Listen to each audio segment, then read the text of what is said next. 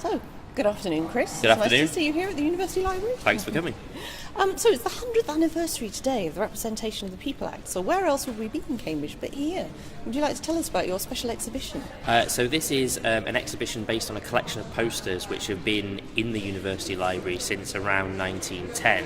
Gosh. They were sent by both the National Union of Women's Suffrage Societies, which was the non-violent constitutional organisation which campaigned for votes for women. So that's suffragists rather than suffragettes. That's exactly right, yes. And then some of the posters are from the Women's Social and Political Union, the WSPU, which were suffragettes, and that's the more militant faction, so we say, of the Campaign for Votes for Women, founded by Mrs. Pankhurst. So the wall we're standing in front of now, these aren't suffragette posters, these are suffragists, is These that right? are suffragist posters. They were produced by an organisation called the Artists Suffrage League to campaign. It was an organisation that worked with the NUWSS to campaign for votes for women. And the one we're stood in front of here, Handicapped, is by a very famous artist called Duncan Grant, linked to the Bloomsbury Group.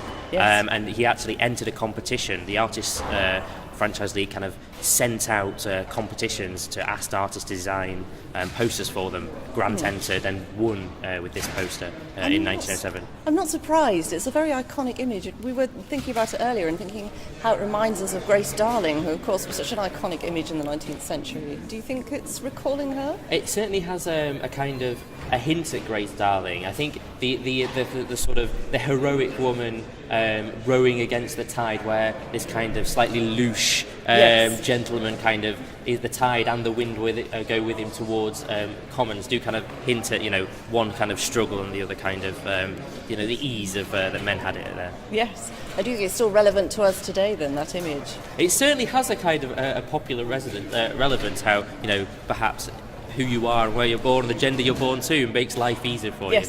So this exhibition, could you tell us when it's on and how we can get to see it, members of the public? So the exhibition is on at the library until the 31st of March, and we're open Monday to Saturday. And there's also loads online, so if you go onto the University Library's website, you'll be able to see lots more about it, and some of the other posters that are in the collection as well, because there's about 14 in the collection and 6 on display here. Yes, and you just haven't got enough walls for them. I do indeed, and we might want to display some more of them next year as well. Fantastic, yes. So tell us a bit more about how you actually got these posters in the first place. These posters were sent to the library. The librarian at the time, a guy called Jenkinson, was very interested in ephemera, and we know that he wrote out to specifically the WSPU and asked them to send posters and leaflets. They actually charged him for those because the WSPU were a fundraising organisation, so they charged him for the posters. And we think there's a link with the National Union of Women's Suffrage Societies between a woman called Marion Phillips, who was a very prominent woman in the Labour Party, and we think she may have sent them to a woman who worked here, one of the very first women who worked at the library, a woman called Caroline Ridding, and we think that she may have sent the National Union of Women's Suffrage Society material directly to Ridding, but we're not quite sure about that. Not quite sure. That's a great story if that's true, isn't it? Yes, it is amazing. I think that Jenkinson was kind of before his time in that. No one was. He was also, after the First World War, he was really interested in that kind of material as well. So the library has a huge First World War collection because he was kind of interested in what he called the trifles, the things that people would forget. And at the time, he worried that people would forget this kind of material. So, got it in the library basically. So members of the public can just walk into the foyer here and see the exhibition. Indeed, yeah. Anyone can come and see the exhibition here, and the exhibition we've got on geological maps as well. Anyone's welcome, and it's free. Fantastic. And so you have quite a lot of exhibitions here in the foyer on different subjects. Yeah, all the time. We've also, as to go alongside with the posters, we've got other suffrage material from the library's collection, and that's been curated by students at the university. Fantastic. Yeah, great. Thank you. So we're looking at these posters here, and they're rather like Twitter or Facebook is today. What are your thoughts about that? I think some of them certainly reflect there's a kind of ongoing battle of the streets that's happening with posters, and they entirely reflect that time. They speak to a very particular audience, and the artist and the producer of the poster assumes, just as Twitter does, that the person who receives it will completely understand. It'll be references of the day. We've got Mrs. Partington on this poster up here, who was a well-known 19th century kind of caricature, like Canute, trying to brush the tide away with her mop. People, we don't understand that now without the kind of the references, or very few people do. But at the time, everyone would have understood that. So the posters reflect that understanding of contemporary time, of a reference that would have been completely of the moment. And I think posters speak to that. We've even even got one in the collection which is advertising a meeting, and it simply says today. It doesn't say when the date is. It was only produced for that one day to advertise that meeting on that evening, and so you can see the kind of the relevance and the kind of references and the ongoing way that these work. So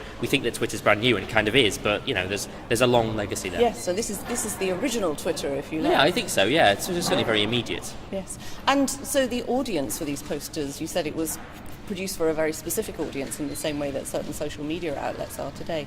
Who would you say was the intended audience? I think different posters have different audiences. So on one end poster in the exhibition, there's a beautiful image of a very kind of statuesque female graduate, and in another poster there's a very poor-looking woman, a seamstress. This one just behind me here, and so I think that's.